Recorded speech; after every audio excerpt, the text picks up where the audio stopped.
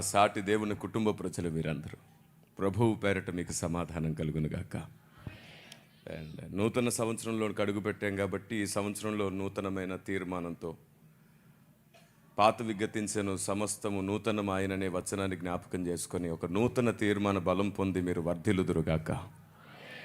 కాలం గతిస్తుంటే కాలంతో పాటు అదృష్టాలేమి రావు. కాలం గతిస్తూ ఉంటే కాలాన్ని అదృష్టంగా మార్చుకునే శక్తి మన విశ్వాసానికి ఉంది. గట్టిగా చెప్పండి ఆ మాట. ఆమేన్. మన ఆలోచన విధానం ఎంత స్థిరమైతే కాలంతో పాటు మన అంతస్తు అంత ఉన్నతమవుతుంది. నూతన సంవత్సరం రాగానే కొత్త దీవెనలేమి రావు, కానీ నూతన సంవత్సరంలో మన ఆలోచన ఇంకా నూతనమైతే మనమే దీవెనగా మారిపోతాం, మనమే ఆశీర్వాదంగా మారుతాం. నేను ఎప్పుడు గడిచిన 19 సంవత్సరాలుగా ప్రతి సభలో నేను ఒక స్లోగన్ ఇస్తూ వస్తున్నాను. ఆశీర్వాదాలు దీవెనల కొరకు సంఘం మందిరానికి రాకూడదు, ఆశీర్వాదాలు దీవెనల కొరకు సభలకు వెళ్ళకూడదు. మనమే ఆశీర్వాదంగా మారడం కొరకు మందిరానికి వెళ్ళాలి, మనమే ఆశీర్వాదంగా మారడానికి సభలకు వెళ్ళాలి. ఆశీర్వాదాల వెంట మనం కాదు, మన వెంటే ఆశీర్వాదాలు. ఆమేన్. అందుకు ప్రాస్పరిటీ వెంట మనం పరిగెత్తొద్దు, మనం ప్రాసెస్ వెంట పరిగెడదాం. ప్రాస్పరిటీ మన వెంటే వచ్చేస్తుంది. సో నా సాక్ష్యం అదంతా కూడా మీరు యూట్యూబ్లో చూసే ఉంటారు, వినే ఉంటారు. పసితనం నుంచి నేను నేర్చుకున్నది ఒకటే, ప్రాసెస్ వెంట పరిగెత్తడం. ఆ రోజు నుండి ఈ రోజు వరకు ఎప్పుడు ఎవరి దగ్గర చేయి చాపకుండా, ఇండైరెక్ట్గా కూడా ఎప్పుడు అడగకుండా, దేవుని మహాకృప ఇన్ని సంవత్సరాలు దేవుడే సమస్తాన్ని సమకూర్చడానికి కారణం ఒకటే, ప్రాసెస్ వెంబడించడం. మీరు కూడా ప్రాసెస్ని వెంబడించండి, ప్రాస్పెరిటీ దానికదే వచ్చేస్తుంది. ఈ నా జీవిత లక్ష్యాన్ని లేదా నా తీర్మానాన్ని, నా రోషాన్ని దృష్టిలో ఉంచుకొని ఒక వచనం మీ ముందు చదువుతాను. కీర్తనల గ్రంథం 73వ కీర్తన 24వ మాట చదువుకుందాం. కీర్తనల గ్రంథం. నీ ఆలోచన చేత నన్ను నడిపించెదవు. ఆమేన్. ఆయన ఆలోచన చేత నడిపించబడుతున్నప్పుడు మనం మహిమలో చేర్చబడతాం. అయితే ఇక్కడ ఒక విషయం, మహిమ ఉంది, అధిక మహిమ కూడా ఉందంట. దేవుని గూర్చి ఎవరికి ఎక్కువ జ్ఞానం ఉంటుందో వారు పరలోక రాజ్యంలో ఎక్కువ స్థాయిలో ఉంటారు. దేవుని గూర్చి ఎవరికి తక్కువ అవగాహన ఉంటుందో వారు పరలోక రాజ్యంలో తక్కువ వారిగా ఉంటారు. ఎందుకంటే దేవుని గూర్చిన జ్ఞానం మాత్రమే మనకు పరలోకంలో అధిక మహిమనిస్తుంది. జ్ఞానం లేని వాడు పరలోక రాజ్యంలో తక్కువ వాడవుతాడు. అందుకే మనకు దేవుడిచ్చిన ఈ గొప్ప అవకాశం, సంవత్సరం తరబడి సంవత్సరం గడుస్తున్నప్పుడు మనం నానాటికి దేవుని జ్ఞానంలో ఎదుగుదుముగాక. ఆమేన్. జ్ఞానము దేవుని ఆలోచన విధానంలోనే ఉంది. ఫర్ ఎగ్జాంపుల్ చెప్తాను. ఈ మార్చ్ రాగానే మీలో చాలామంది ఎగ్జామ్స్ కోసం ప్రార్థన చేసేవారు ఉంటారు కదా. మార్చ్, ఏప్రిల్ అంతా ఎగ్జామ్ మార్కుల కోసం ప్రార్థన చేస్తారు. నేను మిమ్మల్ని ప్రభు పేరిట బ్రతిమాలుతున్నాను, ఎవరు మార్కుల కోసం ప్రార్థన చేయకండి. మీరు ఎంత ప్రార్థించినా మార్కులు రావు, ప్రార్థనకు మార్కులు రావు. దేవుడు అసలు మార్కులు వెయ్యడు. మీరు చెప్పండి, నీ 20ని 60 చేసేయాలా, నీ 60ని 80 చేసేయాలా? దేవుని న్యాయం ఎలాంటిదో మీకు అర్థమయ్యేటట్టు చెప్తాను. ఒక వ్యక్తి 2 గంటలు ఏడ్చి ప్రార్థిస్తున్నాడు మార్కులు కావాలని, ఇంకో వ్యక్తి 2 గంటలు కష్టపడి చదివాడు. మీరు చెప్పండి, ఎవరు పాస్ అవ్వడం న్యాయం, ఎవరు పాస్ అవ్వడం దేవుడు కోరుకుంటాడు? అంటే ఏది న్యాయమో ఇప్పుడు మీకు బాగా, మీకే న్యాయం తెలిస్తే, న్యాయానికే కేర్ ఆఫ్ అడ్రస్ దేవుడు, న్యాయానికి చిరునామే దేవుడు. ఈ 2 గంటలు ప్రార్థన చేసినోడికి మార్కులు ఎట్లా వేస్తాడు? కాబట్టి మార్కులు ప్రార్థన చేస్తే రావు. అయితే నేను ఒక 3 చెప్తాను. నేను చెప్పే 3 రకాల ప్రార్థన చేస్తే మీరు అసలు ఫెయిలే అవ్వరు. అదేంటన్నా, ఇప్పుడే మీరు ఏమన్నారు, ప్రార్థిస్తే మార్కులు రావన్నారు, మళ్ళీ ఇప్పుడే నేను చెప్పినట్టు ప్రార్థిస్తే మీరు తప్పకుండా పాస్ అవుతారంటున్నారు. ఏమిటి అని అంటే, ఒక నియమం ఉంది బైబిల్ గ్రంథం ప్రకారంగా. దేవునికి ఒక చట్టం ఉంది. ఆ ప్రకారంగానే మన విశ్వాసం, మన మాట, మన ఆలోచన, మన ప్రవర్తన కొనసాగాలి. 3 మీ ముందు పెడతాను. మొట్టమొదటిది, దేవుణ్ణి అడగండి, జ్ఞాపక శక్తిని వరముగా ఇవ్వు ప్రభువా అని అడగండి. తప్పక ఇచ్చేస్తాడు ఆయన. రెండవది, ఎగ్జామ్స్ టైంలో ఆరోగ్యాన్ని ఇవ్వండి ప్రభువా, ధైర్యాన్ని ఇవ్వండి ప్రభువా అని అడగండి, ఇచ్చేస్తాడు. మూడవది అడగండి, ప్రశ్న చూడగానే నేను చదివిన ఆన్సర్స్ జ్ఞాపకం చేయి ప్రభువా అని అడగండి చాలు. రాయమని అడగద్దు, మీరే రాయాలి. మనకి ఎలా అలవాటు అయిపోతుందంటే ఏదైనా ఒక ప్రాబ్లం వచ్చినప్పుడు దాన్ని ఎదిరిస్తామని దేవుడు చూస్తాడు, తప్పించు ప్రభువా అని మనం అడుగుతాం. శ్రమలు తప్పించమని పొరపాటును అడగండి, శ్రమలను గెలిచే శక్తిని నాకు ఇవ్వండి ప్రభువా అని అడగండి, మీరు సైనికులు అయిపోతారు. ఆమేన్. శ్రమలను ఎదిరించే శక్తిని ఇవ్వు ప్రభువా అని అడగండి, మీరు ఇంకో జేమ్స్ అవుతారు. Praise the Lord. శ్రమలను ఎదిరించడం నేర్చుకోవాలి, పోరాడి గెలవడం నేర్చుకోవాలి. నిందలు వస్తాయి, అవమానాలు వస్తాయి, శ్రమలు వస్తాయి, కల్పిత మాటలు ఎన్నో చెప్తారు. నీవు దేవుని ముందు సరిగ్గా ఉన్నది నిజమైతే దేవుడి నిన్ను నిరూపిస్తాడు. ప్రపంచం తలదించుకునేలా నీ తలెత్తుతాడు ఆయన. Praise the Lord. కాబట్టి మనం ఆయన్ని నమ్ముకుందాం, మనల్ని మనం నమ్ముకోవద్దు. ఒక్క మాట మర్చిపోకండి, నిన్ను నీవు నిరూపించుకోవాలనుకుంటే దేవుడు నిరూపించడు. నిన్ను నీ దేవుడే నిరూపించే వరకు ఓపిక పట్టు. నిన్ను నువ్వు నిరూపించుకుంటే నీ గ్రామానికే తెలుస్తుంది, నిన్ను నీ దేవుడు నిరూపిస్తే దేశానికి తెలుస్తుంది. Praise the Lord. దేవునికి మహిమ కలుగునుగాక. ఇది స్త్రీలకు కూడా వర్తిస్తుంది, పురుషులకు కూడా వర్తిస్తుంది. ఎవరైనా ఒక మాట అంటే ఓర్చుకోలేక తిరిగి వారిని అనే వరకు మనకు సాటిస్ఫాక్షన్ ఉండదు కదా. కాబట్టి మీరు ఒక పని చేయండి, ఖచ్చితంగా మిమ్మల్ని ఎవరైనా ఒక మాట అంటే దేవుని ముందు ఒక్కసారి కన్నీళ్ళు కార్చి వదిలేసేయండి. దానికి తిరిగి దేవుడు సమాధానం చెప్పే వరకు మౌనంగా ఉండడు ఆయన. యథార్థవంతుల కన్నీటికి దేవుని దగ్గర చాలా విలువ ఉంది. అయితే మీకోసం నేను ఒక రోషం కలిగిన సందేశాన్ని నా మనసులో మోసుకొని తిరుగుతున్నాను. అందుకే తమ్ముడు పిలవగానే ఖచ్చితంగా మీకు ఈ వార్త అందించాలి అనే ఆలోచనతో వచ్చేసాను. ప్రస్తుత క్రైస్తవ సమాజం భారతదేశానికి అపార్థమయ్యింది. అపార్థమైన క్రైస్తవ్యాన్ని భారతదేశానికి అర్థమయ్యేటట్లు చేద్దాం రండి. మొత్తం భారతదేశం అర్థం చేసుకునేటట్లు క్రైస్తవ్యాన్ని ప్రకటిద్దాం. ఆమేన్. చాలా విషయాల్లో క్రైస్తవ్యం ఇప్పటికీ భారతదేశానికి అర్థం కాలేదు. మన పద్ధతి, మన ఆలోచన విధానం, మన సువార్త, మన ప్రేమ అన్నీ అపార్థం అయిపోయాయి. మనం ఆచారాలు సాంప్రదాయాలు మార్చేవారిగా ఈ ప్రపంచం మనల్ని చూస్తుంది. భారతదేశానికేమో క్రైస్తవ్యం అర్థం కావాలి, క్రైస్తవ్యానికేమో బైబిల్ అర్థం కావాలి.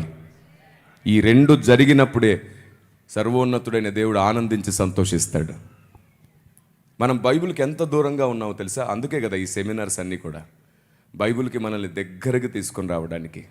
ఒక మాట మీ ముందు పెడతాను, ఒక ప్రశ్న ఆలోచించండి. ప్రకటన గ్రంథం ప్రకారం, బైబిల్ గ్రంథం ప్రకారంగా పరలోక రాజ్యంలో ఆకలి దప్పులు ఉంటాయా? వెరీ గుడ్, మీకు బాగా తెలుసు, ఎందుకంటే మీరు బైబిల్ని చదివిన వారు. కొంచెం గట్టిగా చెప్తారా ధైర్యంగా? అదేమిటి? మరలా అడుగుతాను. ఏంటి నేను ఇంగ్లీష్లో మాట్లాడేసాను మధ్యలో? ఓకే, ఈసారి తెలుగులో చెప్తాను. పరలోక రాజ్యంలో ఆకలి దప్పులు ఉంటాయా? ఉండవు. అద్ది సరే, పరలోక రాజ్యంలో ఆకలి దప్పులు లేకపోతే దేవదూతల ఆహారం ఎందుకున్నట్టు పరలోకంలో? ఊరికే ఆలోచించండి. ప్రకటన గ్రంథంలో ఉంది డైరెక్ట్గా ఆకలి దప్పులు లేవని. సరే, పరలోక రాజ్యంలో ఆకలి దప్పులు లేవు, ఓకే. మరి సంఘానికి క్రీస్తుకు వివాహమైన తర్వాత పెళ్లి విందు ఎందుకు జరుగుతుంది? ఆకలి దప్పులు లేని చోట పెళ్లి విందు ఎందుకు? సరే, ఆకలి దప్పులు లేవనే మాట నిత్య సత్యం, ఎందుకంటే లేఖనం అలా చెప్పింది కాబట్టి. జయించిన వారిని పరదేశిలో ఉన్న జీవవృక్ష ఫలములు భుజింపనిత్తునన్నాడే. మరి ఆకలి దప్పులు లేని చోట ఈ ఫలముల భోజనం ఏమిటి? అంటే ఏ బైబుల్ ఆకలి దప్పులు లేవని చెప్పిందో అదే బైబుల్ పరలోక ఆహారం గురించి కూడా మాట్లాడుతుంది. అంటే మనం నేర్చుకోవలసింది ఇంకా ఉంది. వన్ సైడ్ పరిగెత్తడం మానేసి అన్ని సైడ్లు ఆలోచించిన రోజున ఏది సర్వసత్యం అది మనకు అర్థమైపోతుంది. నేను ఒక్కటే చెప్తున్నాను, క్రైస్తవ్యం మొత్తానికి సత్యం మాత్రమే తెలిసింది, సర్వసత్యం తెలియలేదు.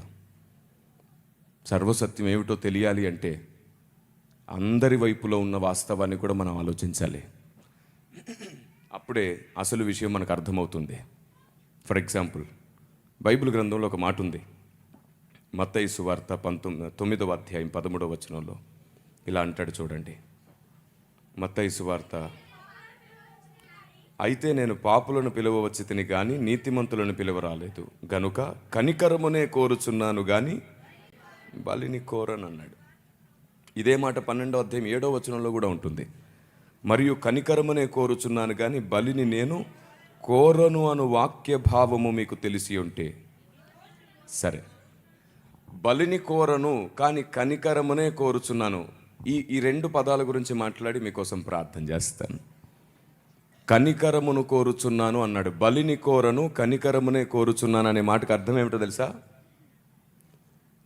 కనికరం అంటే మన డిక్షనరీ లెవెల్లో మన ఆలోచన విధానం ఏమిటంటే దయ చూపించడం, జాలి కలిగి ఉండడం, సహాయపడడం, ఇలాంటి ఎన్నో పర్యాయ పదాలకు కనికరం ముందుంటుంది. బలిని కోరను కానీ కనికరమునే కోరుచున్నాననే మాటకు అసలు అర్థం అది కాదు.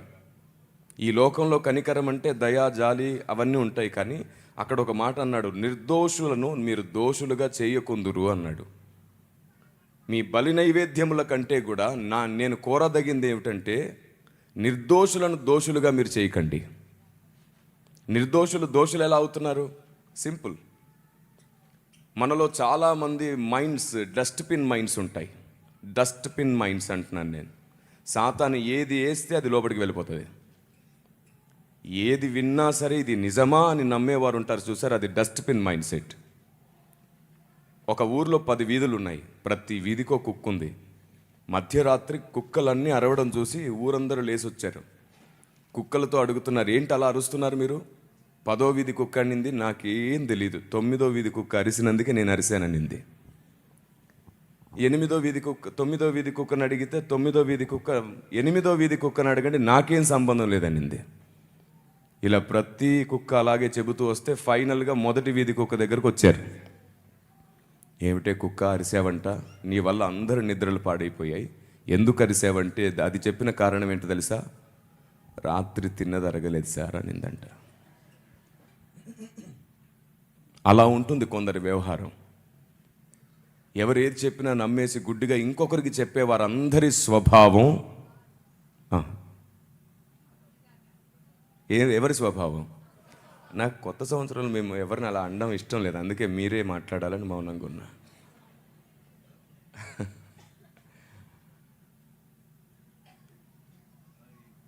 ఎవరు ఏది చెప్పినా సరే గుడ్డిగా ఇంకొకరికి చెప్పే ప్రతి వ్యక్తి స్వభావం కుక్క స్వభావమే.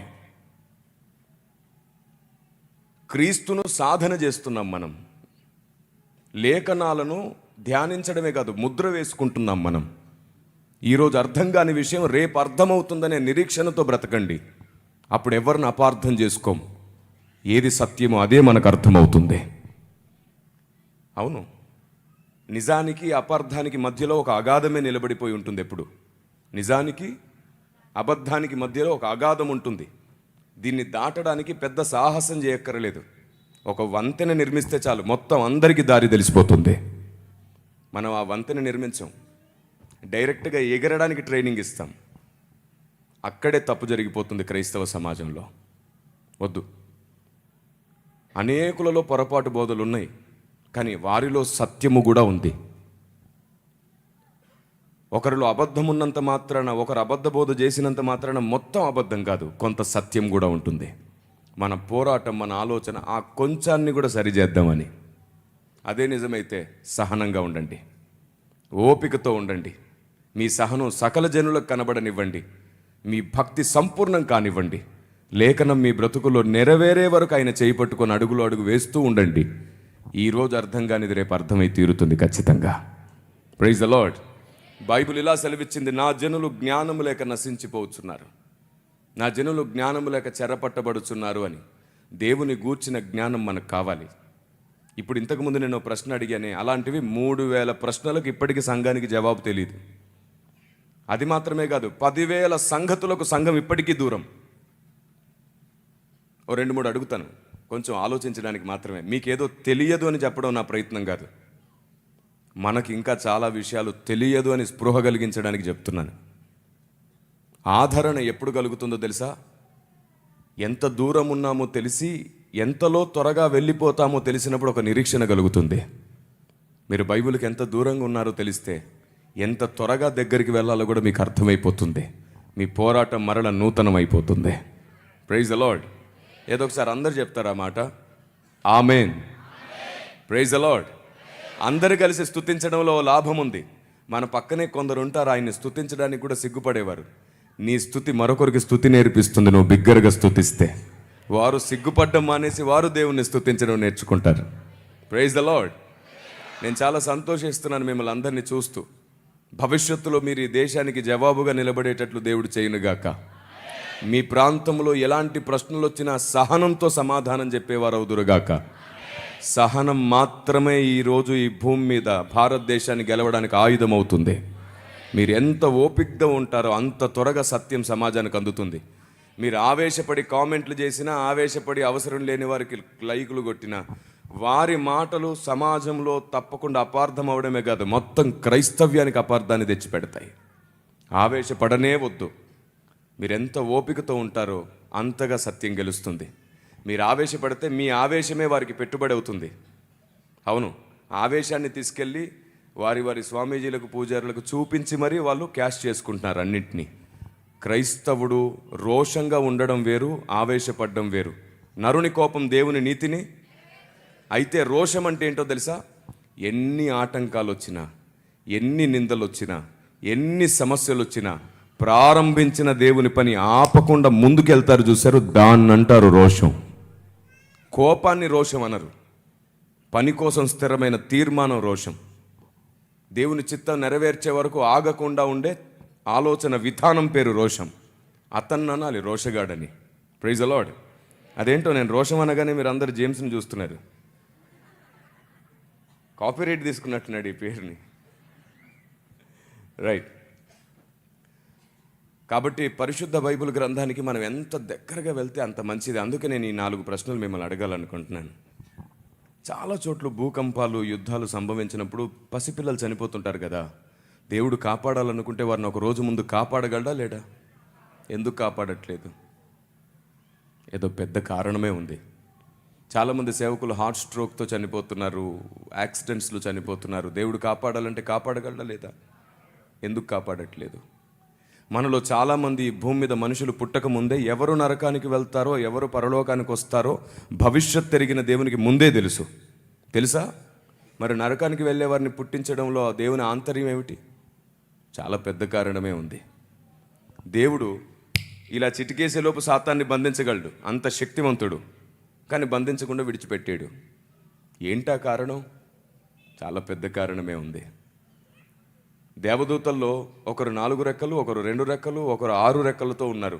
సృష్టించడమే ఇలాంటి వ్యత్యాసంగా ఎందుకు సృష్టించావయ్యా అని అడిగితే దేవుడు ఏం చెప్తాడు వాళ్ళకి? చాలా పెద్ద కారణమే ఉంది. అయ్యా, నేను ఆ స్త్రీగా నన్నెందుకు పుట్టించావు? నన్ను పురుషునిగా పుట్టించటే నీ కొరకు ఇంకా గొప్ప సేవ చేసేదాన్నని మీలో చాలామంది అడుగుతుంటారు. అవును, దేవుడు నిన్ను స్త్రీగా ఎందుకు పుట్టించుంటాడు? దానికి సైంటిఫిక్గాను, లేకపోతే స్త్రీ పడే కష్టానికి కలిగే ఫలము చూపించి కారణం అని చెప్పి సర్ది చెప్పలేం. ఎందుకంటే ఒక వ్యక్తి స్త్రీగా, పురుషుడిగా పుట్టడం వెనకాల కూడా ఒకవేళ దేవుడే కారణమైతే దానికోసం చాలా పెద్ద ప్రణాళికే ఉంటుంది. ఇలాగూ దేవుని గూర్చి, దేవుని పనిని గూర్చి, దేవుని ఆలోచన విధానం గూర్చి, చివరిలో దేవుని సంకల్పన గూర్చి నువ్వు ఎంత ఎక్కువ తెలుసుకుంటే అంత త్వరగా నువ్వు దేవుని స్నేహితురాలు అయిపోతావు. యోహాను సువార్త 15వ అధ్యాయం ప్రకారంగా బైబిల్ సెలవిస్తుంది ఏమిటంటే, దాసుడు యజమానుడు చేయుదానిని ఎరగడు అంట. 15వ వచనంలో దాసుడు యజమానుడు చేయుదానిని ఎరగడు, కనుక నేను మిమ్మల్ని దాసులని పిలవక. అంటే దేవుడు చేసేదేమిటో మీకు తెలిస్తే మీరు ఆయనకి ఏమవుతారు? ఎస్. ఈ సెమినార్ ఈరోజు నేను మీ ముందు పెడుతున్నది ఏమిటంటే, దేవుడు ఏం చేస్తున్నాడో తెలుసుకోండి త్వరగా. గ్రంథంలో ఉన్నటువంటి దేవుని ఆలోచన విధానాన్ని తెలుసుకోండి. ఒక పెద్ద మాట చెప్పి నేను ముగించేస్తాను, ఎందుకంటే నేను ఇప్పుడు మరలా ఇంకో చోటుకు పరిగెత్తాలి. ఒక పెద్ద మాట చెప్తున్నాను వినండి. దేవదూతలకు కూడా ఇంతవరకు దేవుడు అర్థం కాలేదు. దేవదూతలకు కూడా దేవుని జ్ఞానం ఇంకా పూర్తిగా తెలియదు. అలా అర్థం కాని దేవుడు, అర్థం కాని జ్ఞానం ఈ గ్రంథంలో ఉంది. దీన్ని ఎంత త్వరగా మీరు అర్థం చేసుకుంటారో అంత త్వరగా దేవదూతలకు కూడా పై స్థానం దేవుడు మనకి ఇవ్వబోతున్నాడు. దేవునికి స్తోత్రం కలుగునుగాక. అలాంటి ఉన్నతమైన జ్ఞానం చేత మీరు ముద్రించబడాలి. ఇక్కడికి వచ్చి దేవుని ఆలోచన బోధించబోతున్న సేవకులందరూ కూడా ఆత్మదేవుని చేత నడిపించబడి మిమ్మల్ని స్థిరపరచాలి. ఈ సెమినార్ నిజంగానే తమ్ముడు సెమినార్ గురించి ప్రకటన చేస్తుంటే ఒక క్లిప్ చూశాను నేను. 6 రోజులు కాదు, మీరు 12 రోజులు అడుగుతారు రండి అన్నాడు. నిజంగానే అది జరుగునుగాక. ఇక మీదట సెమినార్ నేను ఫాలో అవుతున్నా, నిన్ను నాకు పంపిస్తున్నారు. నువ్వు మాట్లాడిన మాటల్ని నాకు స్పెషల్ టీం ఒకటి ఉంది, సిబిఐ ఎంక్వైరీ చేశాను ఈ మీద నేను. రైట్, మంచి తమ్ముడిని దేవుడు మీకు నాయకునిగా ఇచ్చాడు. Praise the Lord. చిన్న ప్రార్థన చేస్తాను మీ అందరి కోసం. సర్వశక్తిమంతుడైన నా తండ్రి, నా ప్రభువా, ఆలోచనకర్త, సెమినార్లో ఉన్న నీ పిల్లలందరి కోసం ప్రార్థిస్తున్నాను. మీరు దయ చూపించండి. ప్రియతమ్ముడు జేమ్స్ కోసం కూడా ప్రార్థిస్తున్నాను. గడిచిన దినాల్లో నీ కుమారునికి మీరు సహాయం చేశారు, ఇప్పుడు కూడా మీరు సహాయం చేయండి. ఆశ్చర్యకరమైన నీ హస్తం నీ కుమారుని నడుపునుగాక. ఇంతమందిని బలపరచడానికి నానాటికి ప్రతిదినం బలమైన శక్తినివ్వండి. మీరు నాకిచ్చిన అధికారంను బట్టి ప్రార్థిస్తున్నాను. ఆరిపోకుండా ఉండే ప్రార్థనా తైలాన్ని నీ కుమారునికి మీరు వరముగా ఇవ్వండి. పరిశుద్ధుడైన మా ప్రభువా, నీ కుమారుని నిత్యము నీ వివేకంతో నింపండి. సరి అయిన దారిలో వెనుక నుండి నీ స్వరంతో నడిపించి అందరినీ బలమైన వ్యక్తులుగా మార్చే శక్తిగా మార్చండి. నీ నోటి బూరగా వాడుకోండి. మీరు నాకిచ్చిన అవకాశాన్ని బట్టి దీవిస్తున్నాను. యేసు శక్తిగల దివ్యనామంలో ప్రార్థన చేస్తున్నాను పరమ తండ్రి. ఆమేన్. God bless you, తమ్ముడు. All the best.